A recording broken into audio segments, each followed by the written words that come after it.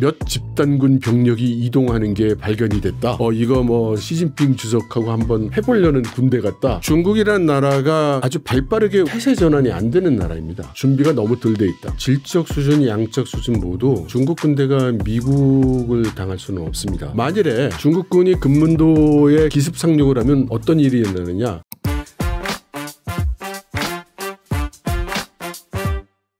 예, 우리 지난 시간에 이제 9월 3일 전승절, 중국은 9월 3일이 전승절이죠? 네네. 그런데 8월 16, 17일 날 이 베이징天安문 광장에서 열병식 리허설이 있었나 봐요. 네. 못 보게 막 창문 가리고 막 그랬다면서요. 근데 뭐 신형 전차, 그 다음에 해군의 수중 무인 체계 이런 것들이 이제 처음 공개가 됐다고 그러는데 네. 이번 열병식 아주 대대적으로 열 것 같은 좀 그런 느낌이 들어요. 네. 그럴 거라고 예상이 되고요. 예. 시진핑 주석으로서는 우선 본인의 험이 될 수도 있는 군의 여러 가지 작태 예. 이런 문제가 일소됐다는 것을 보여줄 필요가 있고 예. 국내에도 보여줄 필요가 있고 예. 또 국제적으로도 우리 인민해방군 아무 이상이 없고 강력하다라는 메시지를 이제 전달할 필요가 있어 보이는 거죠. 예. 그래서 이번 그 전승절 군사 퍼레이드는 규모도 상당히 클 것 같고 현재 동원된 군사 병력이 한 4만 명이에요. 예, 정도 된다고 하는데 그리고 신무기도 많이 이제 그 공개할 거라는 소문입니다. 그리고 그 굉장히 중요한 사항은 아닙니다만 여러분들이 여러 유튜브나 이런 데서 카더라 통신을 이렇게 보시면은 요즘 아마 이런 것도 보셨을 거예요. 뭐 몇 집단군 병력이 이동하는 게 발견이 됐다. 예. 이거 뭐 그 시진핑 주석하고 한번 해보려는 군대 같다. 이제 뭐 이런 얘기하는 분들도 있어요. 그런데 일단 베이징 근처에는 말이죠. 군용 차량이 시내로 못 들어옵니다. 그 베이징의 시 중심이 있으면 그 동심원을 그리면서 도로가 있거든요. 그래서 2환, 3환, 4환, 5환, 6환 이런 식으로 돼 있습니다. 한 동심원. 네, 이렇게 도로가 이렇게 돼 있어요. 군사 또 장갑 장비들 이런 것들은요. 그 6칸 바깥에 있는 모처에서 비밀 터널로 내려가서 지하로 다니게 돼 있습니다. 그렇게 돼 있어요? 네. 그래서 뭐 베이징으로 진격 중인 뭐 인민해방군을 발견했다. 그 거짓말이? 아니 거짓말은 아닐까요? 그 베이징을 향해 가고 있을 때 그걸 뭐 추격하고 있습니다. 뭐 이런 소리 하는 사람들도 있어요. 그런데 다음 날 되면은 없어져 안 보였어. 예, 그게 다 그 안으로 그 지하로. 가면 예. 근데 지하로 들어온다는 거를 생각해 보시면 지하로 들어오는 순간 딴 짓은 못 하는 겁니다. 그렇죠. 그죠? 예. 그래서 그 베이징에서 무슨 군대를 동원해서 뭘 한다는 생각이 어렵고요. 또 하나 천안문 사태 때 인민해방군이 동원이 됐잖아요. 탱크들이 들어왔죠. 예. 그 탱크 밀고 들어온 부대는 소수입니다. 소수? 예. 그 부대가 시위 진압 작전을 했을 때 그 부대가 시위대에 동조하는 경우를 생각해서 그 부대가 반역을 일으킬 경우 제압할 수 있는 부대가 또 따로 있었어요? 후선에 따로 준비를 하고 있었고 그 두 번째 부대도 변심을 할 경우를 생각해서 세 번째 부대도 그 바깥에서 대기하고 있었고 그런 식으로 5중 6중 이렇게 대비가 돼 있었어요. 그러니까 이것이 이제 중국의 지도자들이 군부를 어떻게 대하는지를 짐작해 하는 그런 사례입니다. 여기서 우리 마치 쉽게 얘기하듯이 뭐 무슨 시진핑 주석 실각설 보면은 뭐 하루가 멀다 하고 뉴스가 나오잖아요. 시진핑 주석이 아무리 바보라도 그 뉴스 한번 보면 누가 나를 어떻게 하려는지 알겠네요. 그죠? 그러니까 말도 안 되는 얘기 같습니다.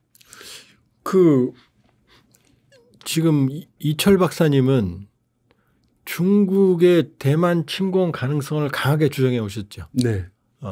실제로 이런 9월 3일 열병식 이런 것들이 그 사전적인 준비라고 보세요? 그 대만 공격의 직접적인 무슨 단계일 수는 없겠죠. 베이징에서 그 하는 게. 그러나 이제 시진핑 주석이 작년이죠. 작년 초에 대만 전략을 바꾼 것만큼은 틀림이 없습니다. 시진핑 주석이 당시 어떻게 지시를 했냐면 우리가 여태까지 얘기해온 일국양제가 더 이상 유효하지 않은 것 같다. 그래서 일국양제를 대신하는 전략을 수립하라라고 지시를 했습니다. 예. 그리고 그 지시를 받아서 전략을 수립한 게 왕후닝이고요. 왕후닝. 예. 예. 왕후닝이 그로부터 약 2달이 안 되는 시점에 전략은 완성됐다고 발표를 합니다. 그런데 전략의 내용은 발표를 안 했죠. 그러면 그 전략이 뭐냐가 지금 아직 알려지진 않고 있는데 그럼 그동안 중국 공산당이 해왔던 것들을 보면 아마도 두 가지 방향이 있는 것 같은데 하나는 대만 사회를 분열시키는 겁니다. 일종의 하이브리드 전략, 전쟁을 통하지 않고 인지전 이런 걸 통해서요? 그러니까 보통들 그것을 여러 개 중에 하나를 선택하는 개념으로 말씀들을 하시는데 제가 생각할 때는 중국 공산당의 입장은 같이 병행하는 겁니다. 병행하는 겁니다. 그러니까 뭐 다영역전이든 여론전이든 디바이드 앤 컨커든 지금 동시 압박을 하는 거고 하지만 큰 내용을 보면 하나는 대만의 세력을 분열시킨다. 또 하나는 외부에서 대만을 압박한다. 그래서 바깥에서는 압박하고 내부엔 분열시켜서 자기들이 알아서 분열돼서 망가지면 그건 코 안 풀고 손 안 대고 코 푸는 격이 되는 것이고 끝까지 버틴다면 약화된 그 상태에 있는 대만을 무력을 동원해서라도 해결하는 것이고 그런 방침으로 보이죠. 왜 일국양제를 버리고 대만을 침공을 하려고 시진핑 주석 뭐 독재체제 완성됐고. 아니 지금 두 개는 독립사건입니다. 일국양제와 대만을 또 통합하는 문제는 이게 뭐 일국양제가 되면 통합을 하고 안 하고 이런 문제가 아니고 대만을 통일하는 거는 이미 지난 25년간 추진해 오고 있는 국가 목표고요. 일국양제라는 거는 그중에서 좋기로는 평화적인 통일의 수단으로 또 무력 통일하더라도 그 이후에 대한 비전으로 일국양제라는 이데올로기를 정책을 이제 내세웠던 거죠. 그러니까 두 개가 뭐 서로 이렇게 연동되는 건 아닙니다. 지금까지 2027년 전쟁설은 미국에서 나왔고 시진핑 주석이 한 말은 대만 통일 방식의 무력 사용을 배제하지 않는다. 이게 다잖아요. 2027년이 가장 유력하다라고 제일 먼저 주장했던 사람은 제가 알기로는 접니다. 예. 예. 이 박사님이. 예. 왜 27년이에요? 저는 뭐 엄청난 분석을 해서 그렇게 나온 건 아니고요. 중국이라는 나라가 아주 발빠르게 태세 전환이 안 되는 나라입니다. 예. 그래서 계획이라는 게 5년 단위로 되지 않습니까? 그러면 제가 이제 그 중국의 정부, 군대, 공무원들 돌아가는 그 양상을 볼 때 이번 14차 5개년 계획 금년에 끝나는데요. 14차 5개년 중에는 못한다. 그걸 하려면 뭐 했어야 되는 일들이 너무 많고. 벌써 재정이든 뭐든 예. 동향이든 그건 없었다. 예. 그건 힘들다. 준비가 너무 덜 돼 있다. 그러면 시진핑 주석이 여러 타임라인을 이야기할 때 가장 많이 제시했던 타임라인이 2035년입니다. 그런데 시진핑 주석이 본인이 임기에 있을 때 통일하고 싶어 할 가능성이 굉장히 크고 27년은 시진핑 임기하고 어떤 관계가 있어요? 세 번째 임기 마지막인가요? 시진핑 주석이 4연임까지 한다면 2030년입니다. 네. 네. 그럼 한번 2030년까지 가는 내년부터의 5개년 계획을 생각해 보죠. 보통 이 계획이 이제 금년에 이제 완성이 이제 대충 돼 있을 텐데 1년 차에 제대로 궤도에 못 올라갑니다. 네. 그러니까 중국의 모든 부처와 14억 인구가 거기에 이제 맞춰서 돌아가줘야 되는데 뭐 우리나라처럼 뭐 새로운 계획 발표하자마자 한 달 후에는 착착 그렇게 돌아가느냐 그렇게 안 돼요. 그게 다 지방 정부까지 다 순차적으로 내려가려면 적어도 한 반년 정도의 시간은 걸리거든요. 그러니까 이 새로 세운 전략과 계획이 돌아가기 시작하는 데만도 반년 이상 걸립니다. 그러므로 2026년에는 당해년도에는 전쟁이 어렵고 빨라야 2027년이다. 빨라야. 예. 그런데 만일에 2027년에 안 돼가지고 2028년에 전쟁을 하면 29년, 1, 2년 만에 전쟁이 끝난다는 보장이 없습니다. 그러면 30년 만일에 시진핑 주석 입장에서 이걸 계산을 하면 자기가 4연임까지 한다는 전제로 계산했을 때 2030년에는 조국 통일 과업을 완성하고 중국 공산당 100년 목표 2개를 달성한 그 시대의 지도자로 기록되기를 남을 텐데 그러면 2030년에는 이 사태가 끝나 있어야 된다는 거죠. 그래야 이제 사연 명분이 생긴다. 그렇죠. 예. 뭐 전 세계에 발표도 할 수 있고 예.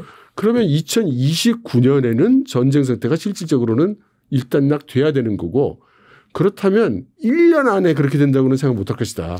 그러니까 적어도 2년이 걸린다. 사연님 장기 집권을 타임라인으로 잡고 역순으로 계산하니 27년이 제일 적합하다. 그렇습니다. 예. 그런데 이제 그 후에 미군 쪽에서 2027년 유망하다는 얘기도 나왔고 많이 나왔죠. 시진핑 주석 본인도 2027년까지는 대만을 통합할 준비를 다 마쳤으면 전쟁 좋겠다고. 준비를 마치라 그랬지. 예. 그렇게 지시도 했고요. 예. 자, 그건 시진핑의 정치적 의지인 거고. 네. 자, 이제 기술적 측면으로 좀 들어가 볼게요. 지금 대만을 침공하려면 아무래도 해군력 또 해군력 기반으로 하는 항공모함 기반의 제공력. 네. 물론 이제 가까우니까 네. 뭐 130km 가까운데 네. 180km니까 양안 관계가 본토에서도 오겠지만 어쨌든 해군력이 제일 핵심이잖아요. 네. 그러면 지금 제가 알기로는 함정 척수로는 미국이 295척 주요 함정, 중국은 370척 플러스 알파거든요. 네. 항공모함도 1호함, 랴오닝, 그다음에 이제 그 산동 두 번째, 이건 이제 스키점 부대 중형 항모고. 네. 이제 8만 톤급 평갑판 네. 정규 항모 푸젠이 이제 지금 거의 취역 단계에 있어요. 네. 그 평갑판에 제일 중요한 게 중무장한 비행기를 단결해서 이륙시키는 캐타펄트라는 게 있어요. 네. 이거 쏴주는 거거든요. 네.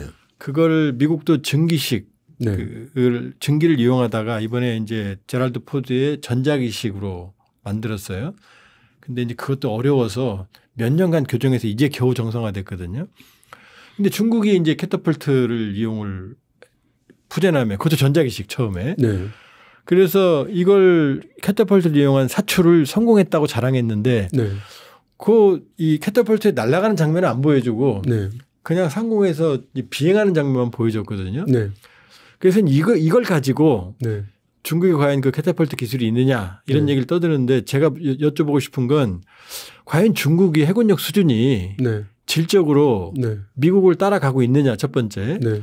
두 번째 저 해군력으로 양안 대만 해협을 건너갈 수 있느냐 이 질문을 좀 드리고 싶어요. 전쟁하려면 이거 바다를 건너가야 되잖아요. 우선 군대의 질적 수준, 양적 수준 모두 중국 군대가 미국을 당할 수는 없습니다. 그건 명백한 열세에 있는 거고요. 다만 이제 이게 국지전이기 때문에 소위 지역 우세라는 거를 이제 중국이 가지고 있다는 거를 우리가 고려해야 되고 또 하나 뭐 기억하실지 모르겠습니다만 바이든 대통령 시절에 인도네시아 발리 회담인가를 할 때 그 바로 전주에 대만 상공에서 중국 인민군의 그 군용기 200대 정도하고 미국의 전투기 100대 정도가 대치한 일이 있습니다. 한 3일 동안. 그럼 그러면 그 중국의 전투기들이나 폭격기들이 무슨 항공모함을 타고 왔느냐? 그렇지 않습니다. 직접 날라온 거예요. 말씀대로 불과 뭐 100몇십 킬로 아닙니까? 아니, 중국 대륙 전체가 불침항모니까요. 대만 문제에 있어서만큼은. 그렇기도 하고 그래서 지금 그 광동 복건에 이르는 이 연안 일대에 미사일 기지와 비행장들이 지금 즐비하게 지금 이미 구축이 돼 있고 그리고 이제 방공 체계와 그 장거리 미사일들이 지금 다 준비가 돼 있는데 이거를 같이 계산에 넣어야죠. 중국이 뭐 항공모함을 보내서 샌프란시스코 앞바다로 보내서 전쟁할 거 아니고 바로 자기 앞바다에서 전쟁을 할 거니까 말이죠. 그러니까 연근해라는 이점, 홈그라운드 이점을 사용하면 충분히 할 수 있다. 네. 그리고 A2AD 전략, 반접근 지역 거부 전략으로 미 함대의 접근도 막겠다. 네. 그러면은 실제 침공 가능성이 있다고 보시는 거네요.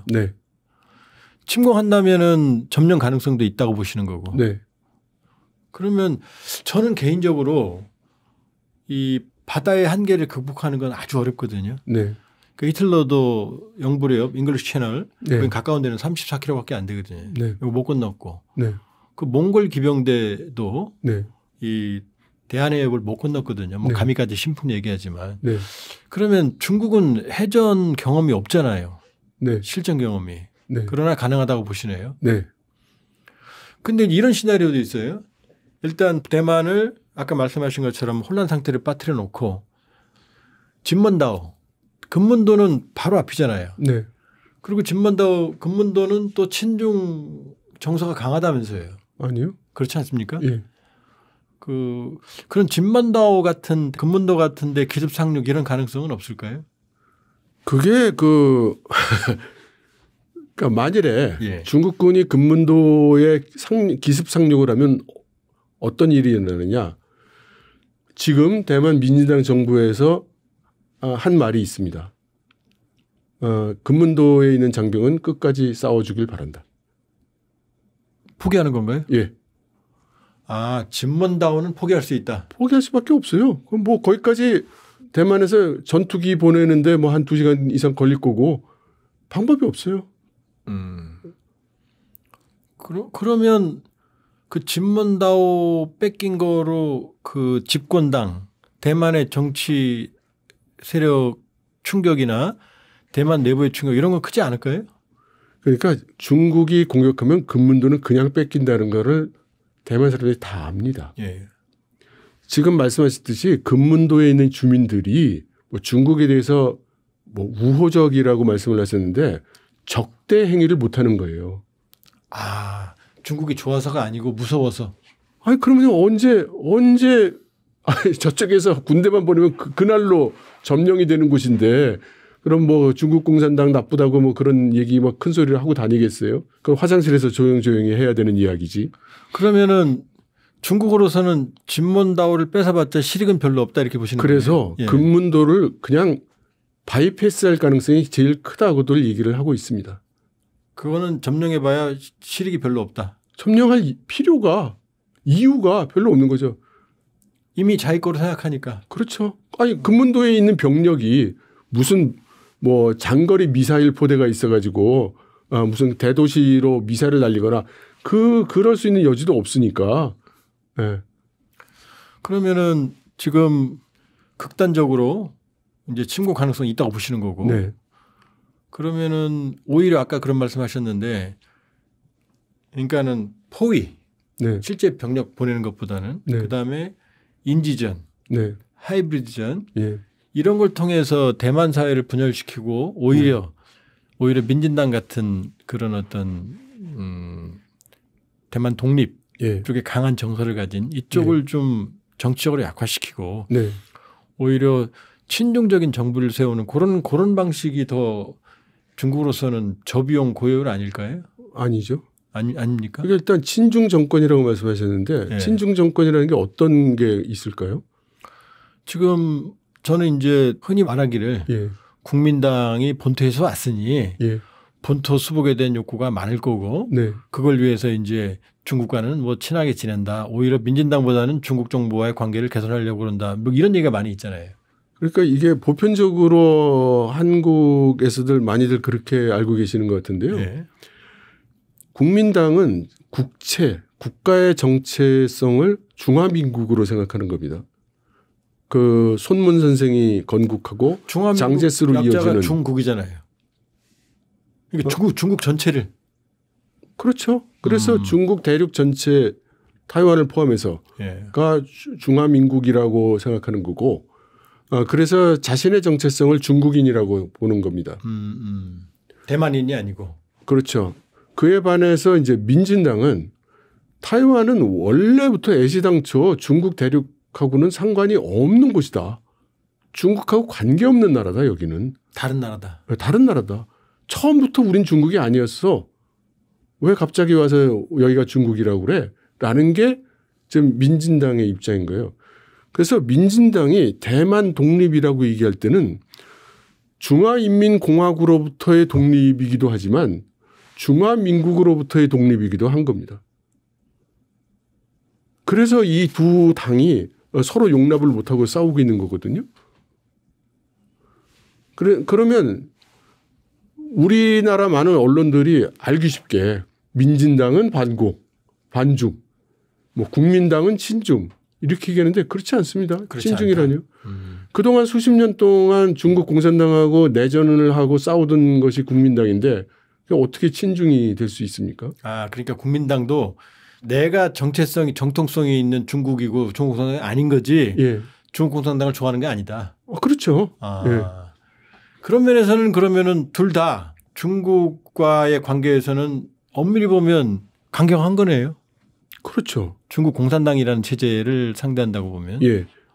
다만 최근에 와서 이제 최근의 국민당 입장이 아무리 중국 대륙 전체를 우리 국민당이 다시 수복하겠다고 말을 해도 가능성이 없는 얘기로 들리잖아요. 아, 현실적으로. 현실적으로 불가능한 얘기를 하는 것으로 들리니까 그러면 싸우지 말고 평화롭게 지내자.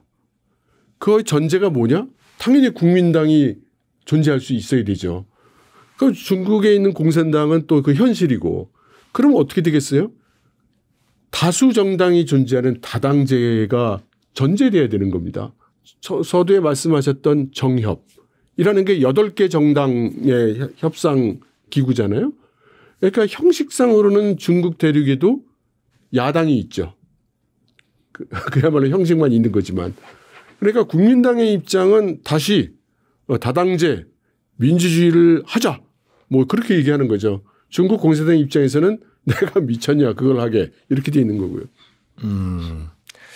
예, 오늘 여러 가지 들었습니다만 어쨌든 시진핑은 네. 대만을 통합할 생각이 있다. 네. 무력으로든 아니면 뭐 다른 방식으로든. 네. 그리고 안 되면 공격할 거다. 네.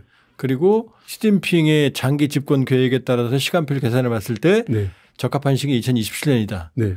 그리고 싸우면 본인들이 이길 수 있다고 판단하고 있고 네. 미국을 억제하고 네. 그 전력을 착실히 확충하고 있는 거네요. 이철 네. 박사님이 보시기에는. 네. 예, 알겠습니다.